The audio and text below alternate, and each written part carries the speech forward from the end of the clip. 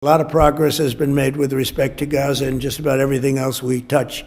Just yesterday, the United Nations Security Council formally adopted my peace plan and officially endorsed the Board of Peace. This is a board like no other. It will have the heads of major countries, I think all of the major countries.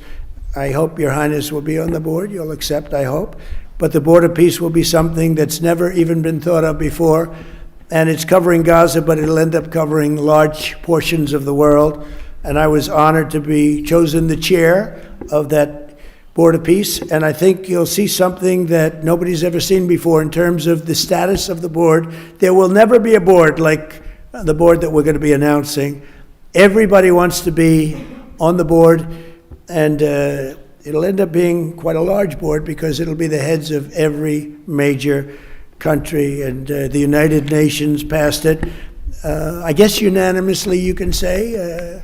China, which was against it, took a pass, didn't vote against it, and Russia, which was against it, didn't vote against it. So we appreciate it because one negative vote and it doesn't happen. So people were shocked to see that it was approved, and that was a great honor. It's a great honor for me, I will tell you. I think it's something like nobody's ever even imagined. So it's called the Board of Peace, and watch for it because it's going to do some fantastic things. President Trump has proposed a so-called Board of Peace to temporarily oversee Gaza, but it's still unclear who would be on the board and what exactly the board would do.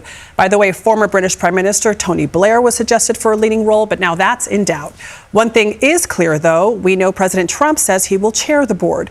So could this concept be a viable path forward for the region? And the United Nations Security Council has endorsed Donald Trump's 20-point plan for Gaza, which outlines a path to an independent Palestinian state. The UN resolution allows an international stabilisation force to enter the Strip and the establishment of a Board of Peace that would be led by the US President. We welcome these next steps and we continue to back in the ceasefire, which is so important to peace and stability in the Middle East. Thank you very much. President Trump called it a moment of true historic proportions, but Hamas has rejected the plan. Russia and China abstained from the vote, but did not use their veto powers. By the name of the beast. See, John Graphic describes this government, this entity that he's going to rule over and rule from. It has 7 heads. And later on in chapter 17, it says the head and 7 heads, there's 7 mountains, which I find is interesting. It has 10 horns, which refers to nations or dominions, we're told later on. It has 7 crowns, which means it has leaders or rulers that go from 10 down to 7 and ultimately become consolidated into the power of one man. These rulers will give all of their power and authority to this one man who is nothing else but a placeholder, a puppet for Satan. So we're told these things about this entity that's coming, that's going to rise out of the ruins and the remnants of the Roman Empire. His origins will be from ancient Rome, but it'll be a confederation of 10 dominions or kingdoms, that it will have multiple leaders, but they will be reduced down to one leader who will be empowered to rule over all the rest. And his rule will be a despotic, totalitarian, authoritarian rule. And as a consequence, lots of bad things happen on planet Earth. You see, John said there were 3 signs. The first sign was the woman that we talked about in verse 1. The second sign is this beast. The third sign is the 7 last plagues that will fall upon the earth, that we'll get to, I'm figuring, by January. But if you view all of this chronologically and ontologically, the final empire appears to be an outgrowth or a progeny of ancient Rome. And this for many years led many people to identify it with the Roman Catholic Church, because the Roman Catholic Church is one of the last clear emblems of the Roman government, the Roman Empire, because even many of the terms that are used to identify the leadership and the facilities and so many things within the Roman Church had just simply been subsumed by the Roman Catholic Church. I mean, Pontius Maximus was the title of the high priest of Jupiter, and now it's the title that they use for the Pope. and many, many other things like that. The Pantheon, which used to be built to the Pantheon of the gods, is now a church that has the statues of all the saints, where it used to have the statues of the various gods, and so forth and go on. I mean, I could go on with this for hours, and so I'll save it for next week.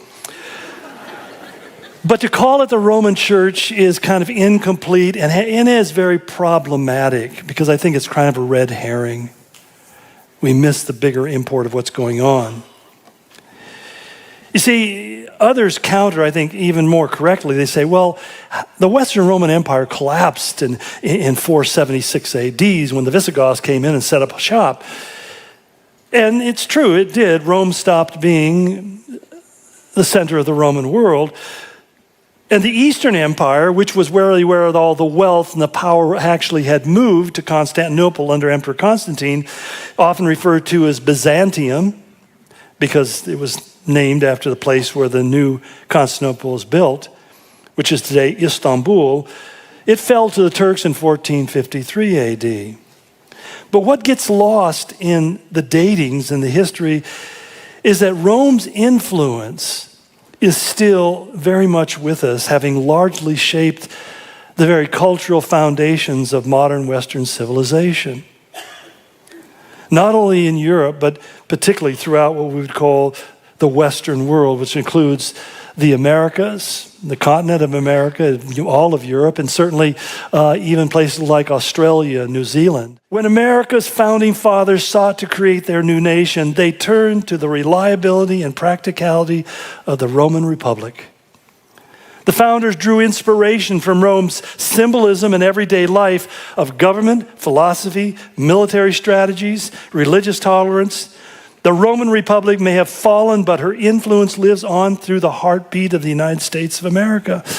That some of the founding fathers literally referred to the USA as being the new Rome. The point is that Rome was more than an empire, it was an idea.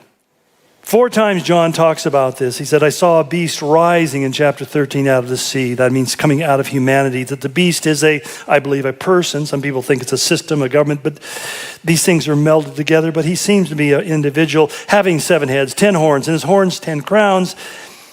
But most importantly, it says, and on his head are words, names of blasphemy. That his entire orientation of this new governmental agency is to overthrow the kingdom of God, to resist it and to take over. Now, all of this stuff would be little more than cryptic scribblings were it not for the book of Daniel and the visions that God gave to him. And it's kind of interesting because when you come to the end of the book of Revelation, John is told, don't seal the book because it's for the time of the end.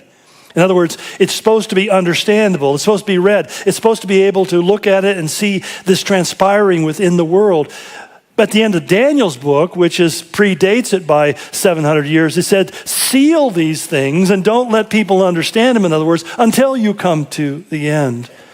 And so we have kind of a cipher really given to us. Daniel is a kind of a cipher for Revelation. We can look at what God said in Daniel and we can understand more clearly what he's talking about in Revelation. When you see this board will blow every board away. And I believe we're going to be lucky enough to have the Crown Prince be a very distinguished member of the board. But we're going to have the heads of the Board of Peace. And I think it will go long beyond Gaza and the Middle East. I can see that going long beyond.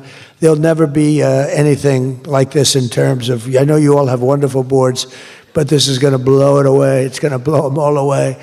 And it's going to do some really good. So in the coming months, the Crown Prince and I are going to ensure that the ceasefire and everything else that's going on that's so positive in the Middle East, hard to believe. I mean, I've grown up, peace in the Middle East. I used to hear peace in the Middle East, but never happened. All the momentum now is toward a great, glorious, and lasting peace. And our commitment to fulfilling the 20-point plan we developed together will be the crucial foundation for achieving that bright future, and it's being worked on right now as we speak, and we're actually in stage 3 and 4. It's not going to be, just divided down so simply. We can be long advanced on some of the things that we say we're going to do. We can take them out of order in a positive way, and we've shown how it can be done with responsible nations like the people in this room, these incredible people in this room, setting aside their differences, seeking common ground, and pursuing a better world for all of us. In that spirit, it's my dream that we all get together and enjoy our life. And we're going to put some of you on the Board of Peace. Everybody wants to be on the Board of Peace. They said, would you be the chairman? I say, I'm pretty busy too. But whatever we can do to have peace in the Middle East, it's worth it. But everybody wants to go on the Board of Peace, so we're probably going to enlarge it. We're going to get, and the leaders, the top people, the top leaders, they want to be on the Board of Peace. A beautiful term. At first I wasn't sure, and then I realized how beautiful it is. And for a peace that endures, and for a Middle East reborn. Mr. President, I thank you. I thank the representative of the United States for the statement. I shall put the draft resolution to the vote now.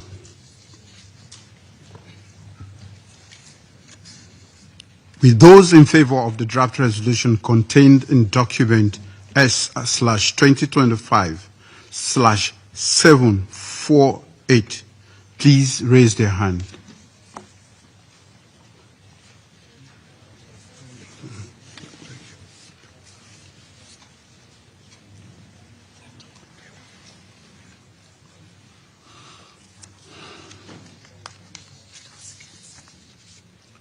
Those against?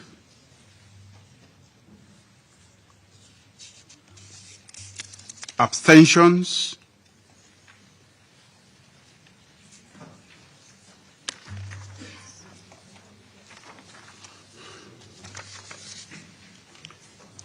The result of the voting is as follows: 13 votes in favor, 0 votes against, 2 abstentions.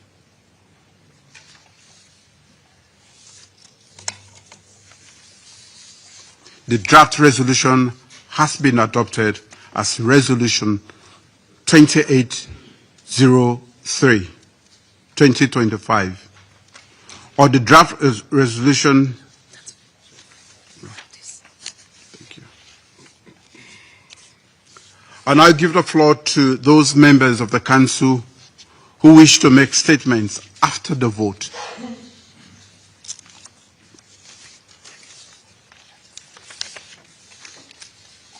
I give the floor to the representative of the United States. Thank you, Mr. President, and thank you to the Council members for this historic and constructive resolution. Thank you for joining us in charting a new course in the Middle East for Israelis and Palestinians and all the people of the region alike.